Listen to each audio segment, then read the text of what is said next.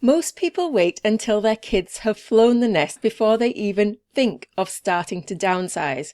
But I'm downsizing while my kids are still living at home with me. So today I'm explaining why I have to do this, but also how I'm turning this into a very positive thing and how it's actually going to help me to retire early. I'm Catherine from Freedom Kitty. Welcome to my channel. I would love it if you would subscribe because I'm going to be giving you regular updates on my journey to financial freedom and early retirement in the next 6 years at the age of 53. Make sure you watch this video to the end because I'm giving you a full house tour. So why am I downsizing while the kids are still living at home? The reason I have to downsize now is because I got divorced. About 2 years ago, my husband told me he wanted a divorce. And this house that we currently live in, the marital home, is based on his salary, not my salary, because I was self-employed for the last 15 years and my income was unstable. So it was purely based on his salary.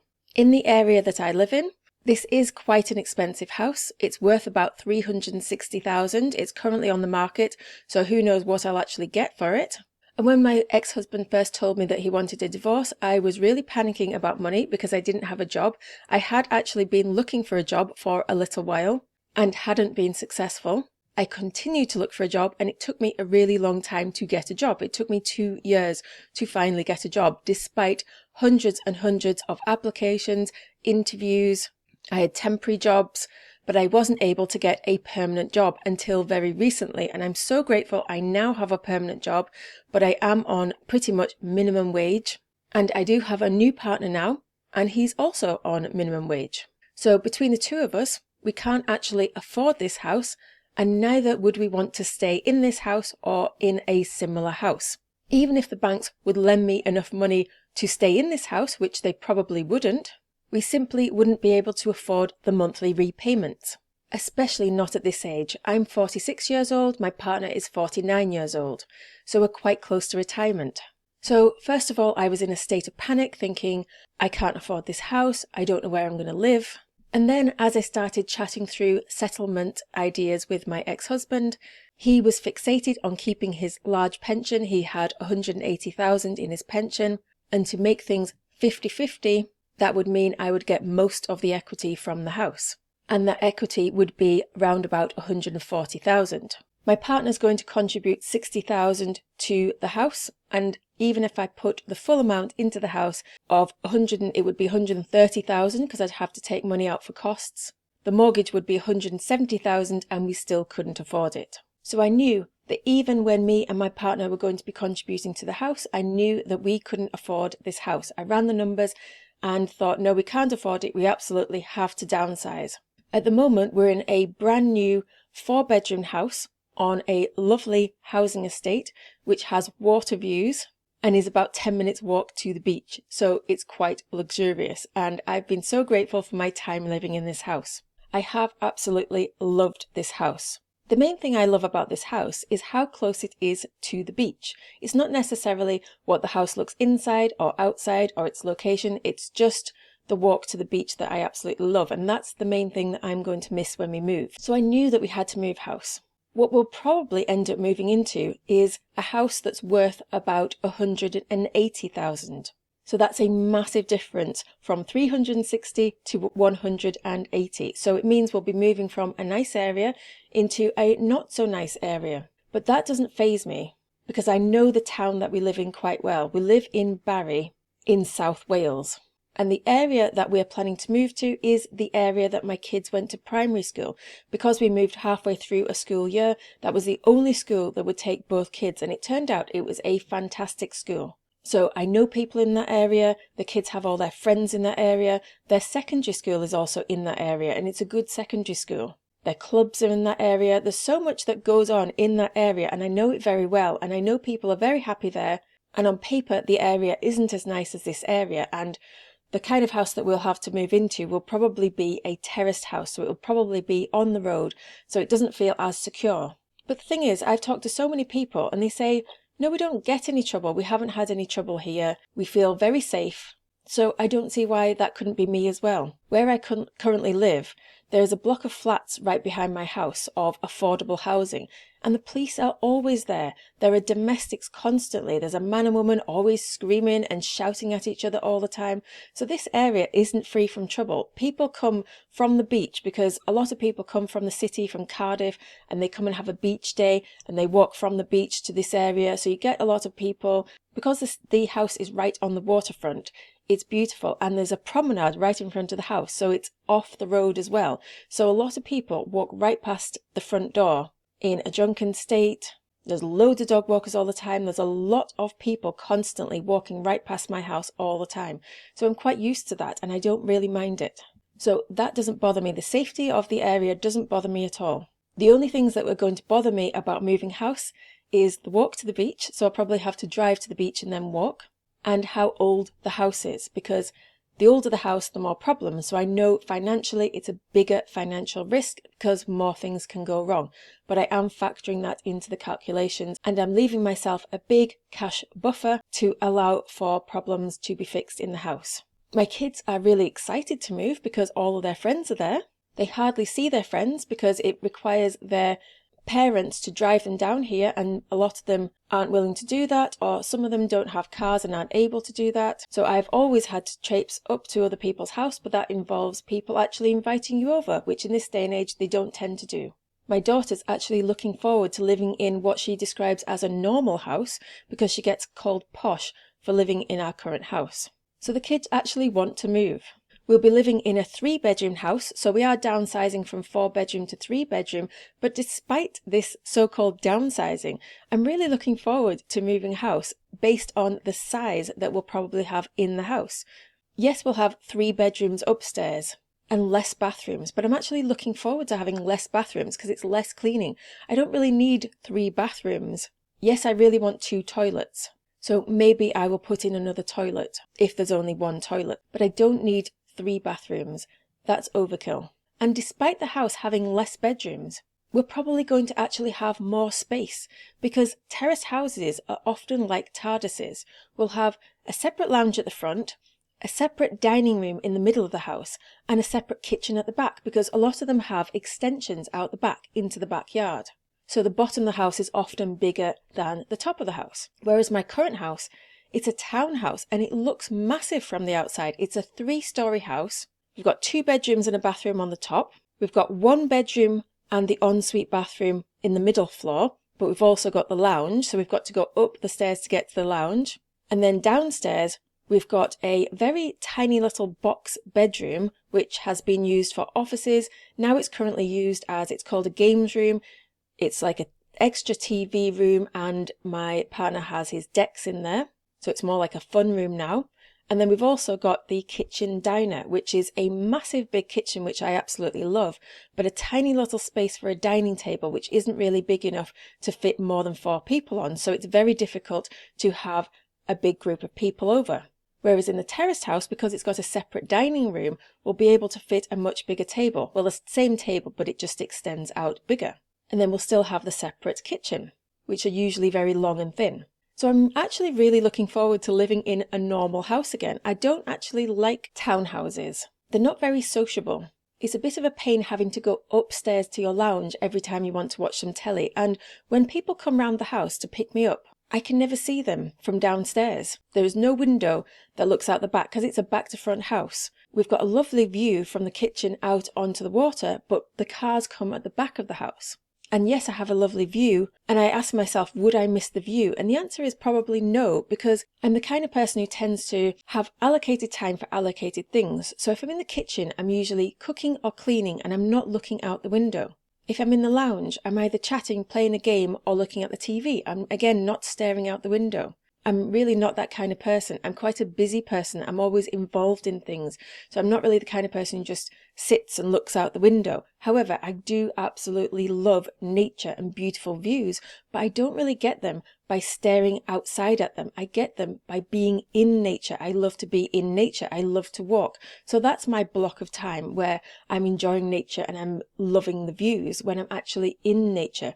Because I feel like if I'm looking out at nature through a window, I just want to be outside. So that's the kind of person that I am. So I probably won't miss the views. And obviously this is the marital home, so we're all in limbo land, and this is like being stuck in the past. It's not nice for everybody, especially my new partner. He desperately wants a fresh start where my ex's footprint isn't all over it. So we're all really looking forward to downsizing into something way cheaper. So I thought I would just give you a little tour of my current house. This is the house that I've got on the market that I'm wanting to sell, and I just thought I would give you a little tour of a before and after. So when I move house, I'll be able to show you the new house that I'm living in and the difference that it will make. So we've just walked in the front door, and this is straight into the kitchen. So we've got a kitchen diner, small dining table there, and we actually redeveloped this kitchen because it was a tiny little box kitchen and there was no way I could have functioned in a tiny little kitchen. So we actually put this in. We changed the kitchen round, put this massive island in. This is my dream kitchen. This is the nicest kitchen I've had in my entire life. I will definitely miss this kitchen. This is the view out the window. We're straight onto the waterfront, and we have this lovely promenade outside that you can just walk on, and there's no traffic there, there's no roads. So that's the lovely view.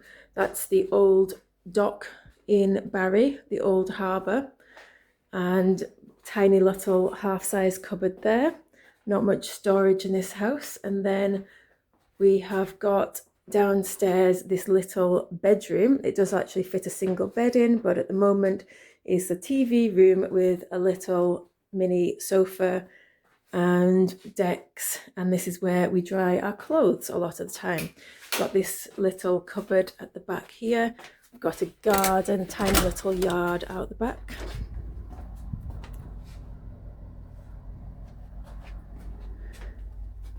So that's the back garden. Out the front is a wraparound terrace, which is really nice. Got a little bathroom downstairs, very handy. Then up the first flight of stairs. Had a bit of a nightmare trying to get carpet, so they're not on the second flight of stairs. Definitely keeps me fit, this house, going up and down the stairs. So we've got a lounge here, and this lounge is fairly small, but I like nice cozy lounges, so it doesn't bother me.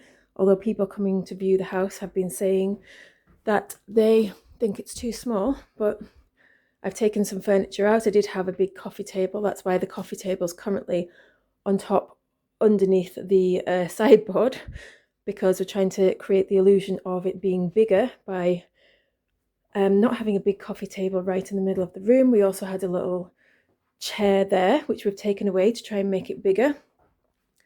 And this is the view out the window. So it is a lovely view down on the promenade again. A frosty winter day today. So yes, I will miss this because it's pretty much off-road all the way to the beach, walking to the beach, which is lovely. This is the master bedroom in here. So, bedroom, and this is where I work. This is where I create my videos. So you probably are used to seeing the backdrop of my videos here. So this will change when I move house. I'm going to get round to filming in different locations in the house. So this is part of it. Then we've got an ensuite bathroom in there. And then upstairs, these carpets weren't finished. Long story as to what happened there. I won't bore you with the details. Then we've got two large bedrooms and a family bathroom upstairs. And this is the view from upstairs. I'm not going to show you the two bedrooms though, because they're my kids' bedrooms, so I'm going to respect their privacy. But they're decent sized, lovely bedrooms upstairs with a beautiful view up here. And that's the chair that came from downstairs that would have been in the lounge. So 2 bedrooms and a family bathroom, if you can call it family bathroom. It's so tiny, it doesn't really fit very much in it. In fact, it's probably the same size as the ensuite, I'd say. I've been very happy in this house. I have counted my blessings. I know that I've been really, really blessed to live here. It was really cheap, actually. We had got this house for a really good deal. I think it was about 280,000 $200,000 when we bought it in the pandemic, and we got it even cheaper. We got a discount on that, so I think it was about 260. Decent amount of money on this house. So I'm very grateful for this house. I'm grateful for the time that me and the kids have spent here, and my part as well. I'm going to keep on counting my blessings for what we have in the future, because life is full of ups and downs, and really enjoy the next phase of my life as well. So now I've explained why I have to move and how I feel about moving house. Let's talk about how this aligns with my retirement plan. So when I started playing around with the numbers, I realized my instinct first of all told me that I could be mortgage free. With my money combined with my partner's money, buying one of these very cheap houses, we could buy it outright and be mortgage free. And that was so exciting to me. To be mortgage free, the feeling, the emotional, the release, the freedom that it gives you to feel like you haven't got a mortgage hanging over your head. There's nothing like that feeling. So for a very long time, that was what my plan was. Then I started to chat this through with other people and anonymously post in Facebook groups asking other people. And they said to me, why are you putting more money into the house than your partner? Why don't you put equal amounts into the house, get a mortgage and invest the rest? And when I started to play around with the numbers, because I haven't had any personal investments, my ex-husband did have investments, so I did know a little bit about the stock market, index funds, but it was all within his control. I didn't really have, it wasn't in my name. So although I agreed to it and we shared our finances, I hadn't had any personal investments in my life. I've never had a pension, not a work-based pension, not a personal pension, no stocks and shares at all. So I was new to all this, so I had to go and educate myself, and I learned how to do it. And then I devised spreadsheets, and I started looking into it, and I've recently created a video that breaks down my entire retirement spreadsheet, so you can go and check that out. And I realized that if I only put 60,000 into the house, kept 20,000 as a buffer, and put 80,000 into investments, I could actually retire early. And that was so exciting to me. I had no idea that this was possible for me. I thought I'd be in a really bad financial position. I had no job. I was so scared. I thought, yes, I might be mortgage free, but that's it. I'm going to be stuck on benefit. I'm never going to be able to get a job. I'm not going to be able to get out of this mess. And the missing piece of the puzzle for me was getting that permanent job. And now I have that permanent job. I can actually retire early, because I can get a mortgage. I couldn't get a mortgage before, which was another reason why I wasn't considering getting a mortgage, because I didn't have a job and I was struggling to get a job, so it wasn't even on my radar. And when I finally got a job, I thought that this is actually my ticket to freedom, because it means I can apply for a mortgage, me and my partner can share the mortgage, we can split it down the middle, and I can put the rest into investments. My partner does have a pension. I've never had a work-based pension, so I do need to catch up. So let me show you this Money Saving Expert mortgage calculator.